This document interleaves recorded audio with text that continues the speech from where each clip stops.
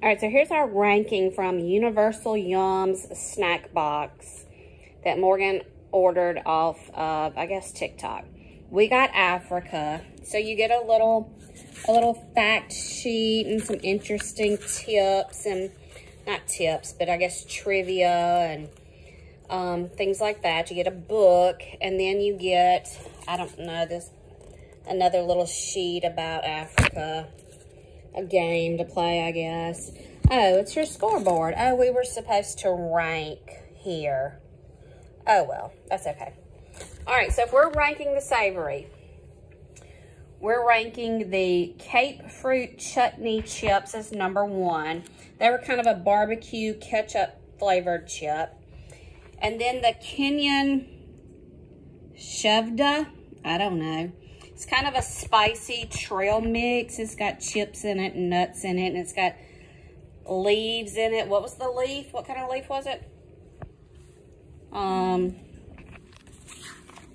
forgot what kind of leaf it was. The leaf threw me off. Curry. A curry leaf.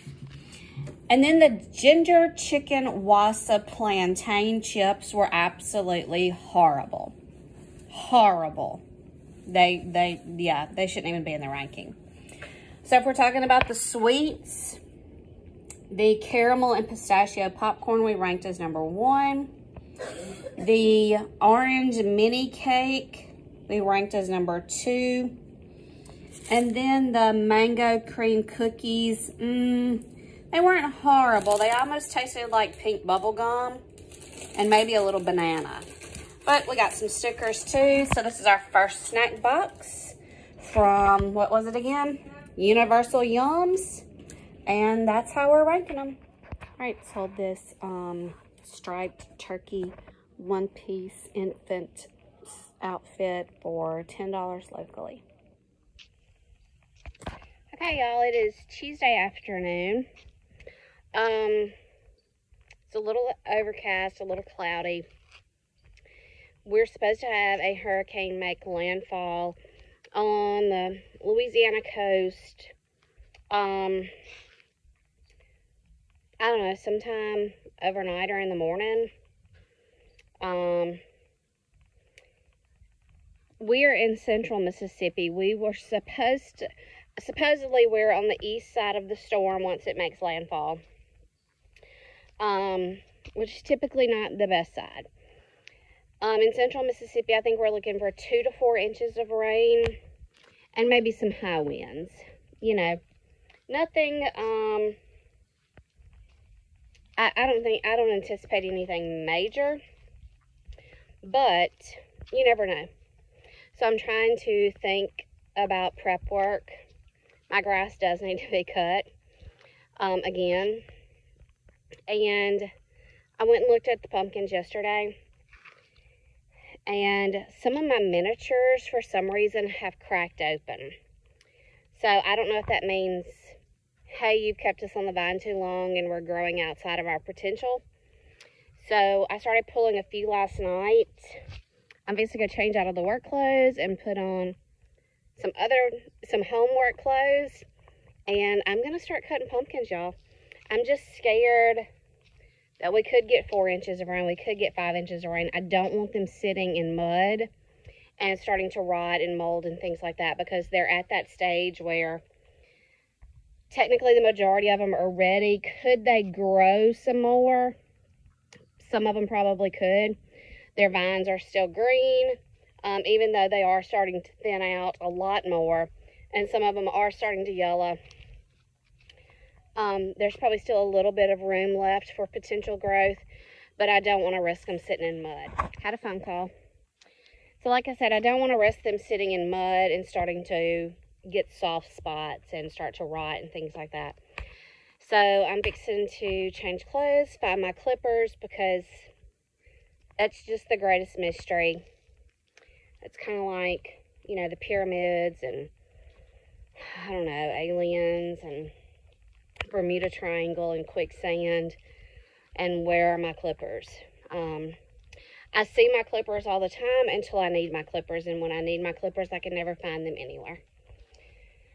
Yes, I know I can use a knife, but the clippers are easier. They're long handle. I don't have to bend as far.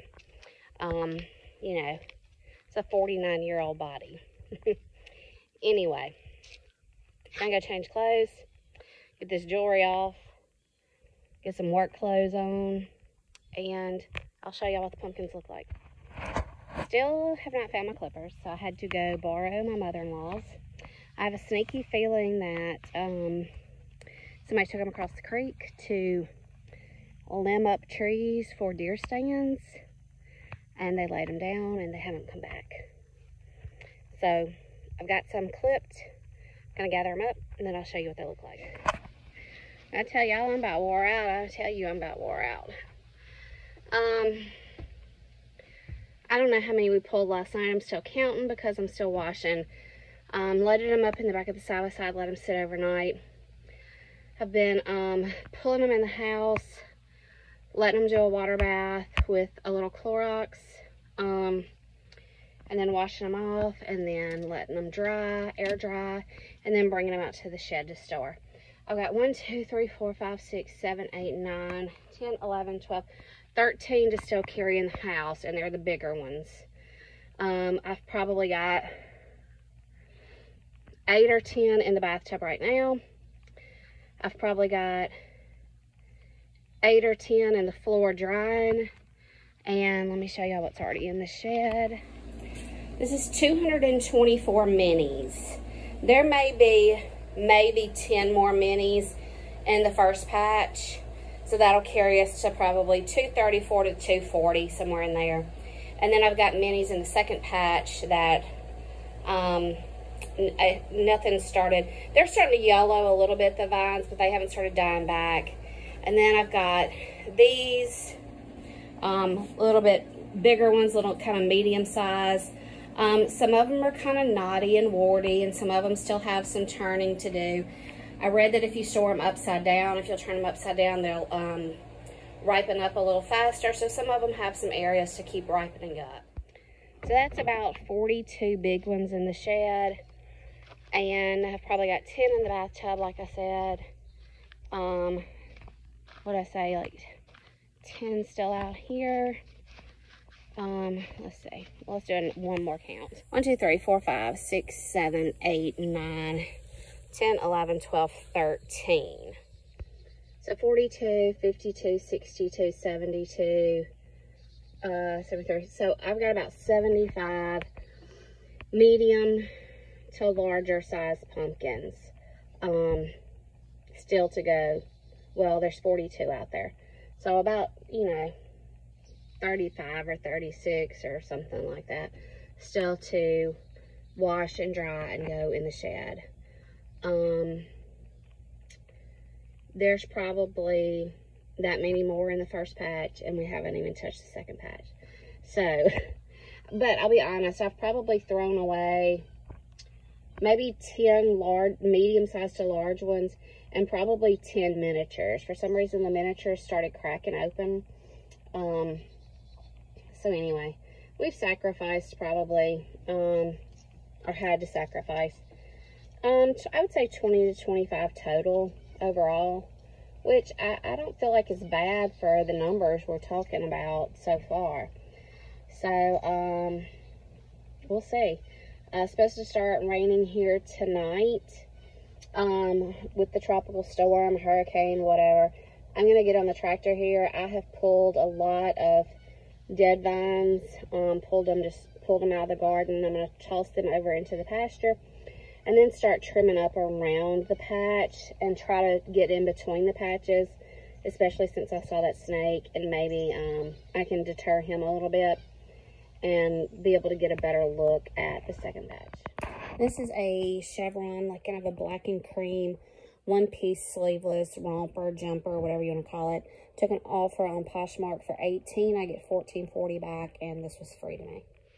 So this Ralph Lauren men's peach-colored button front shirt. Took an offer on Poshmark of $10. Normally, I would not entertain that for a Ralph Lauren, but this is kind of a small size, and it was free to me, so I have no money to try to recoup here.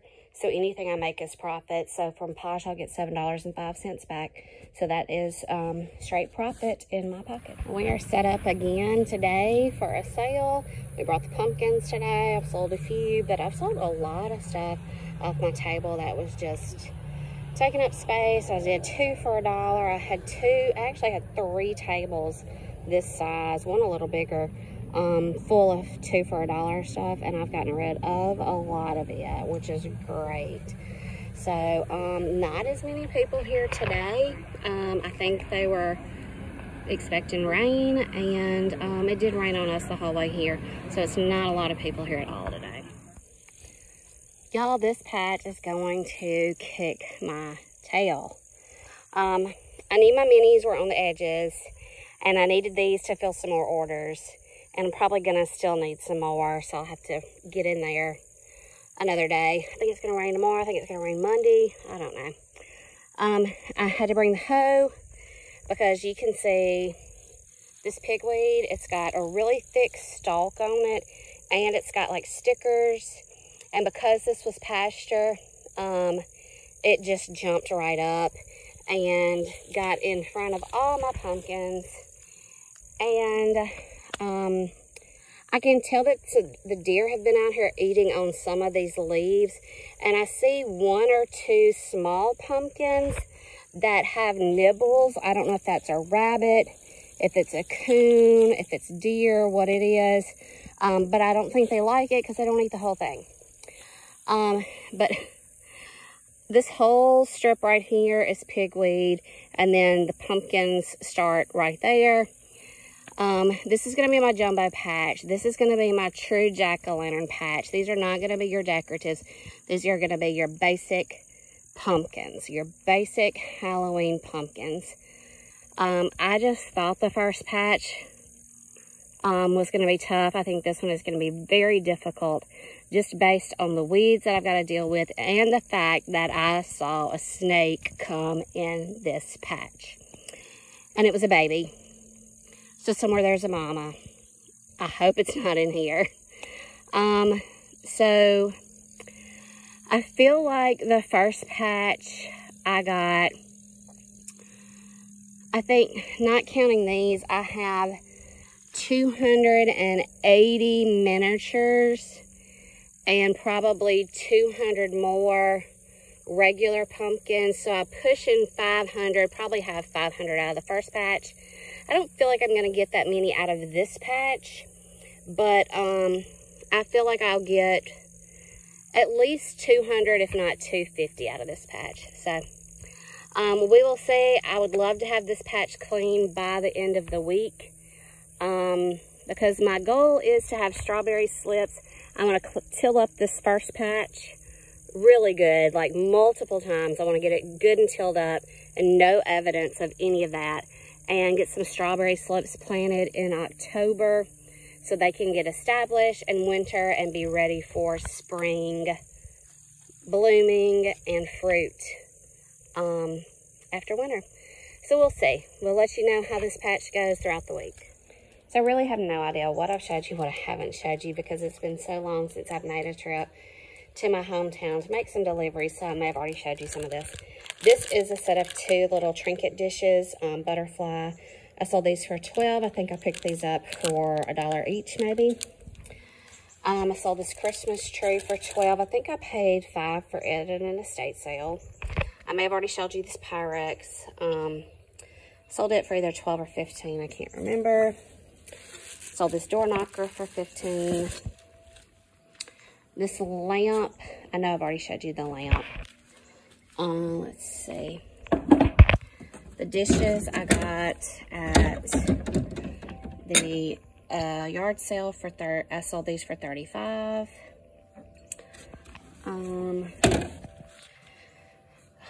This pig sign I may have already showed you. This for $5. Some little salt shakers. The whole set of dishes for $12. The salt shakers I think for $10. And that for $12 maybe. Again, I can't remember everything. And I'm delivering a ton of pumpkins. Well, hey y'all. It's Monday again. I swear the weekend, you just blink and it's gone.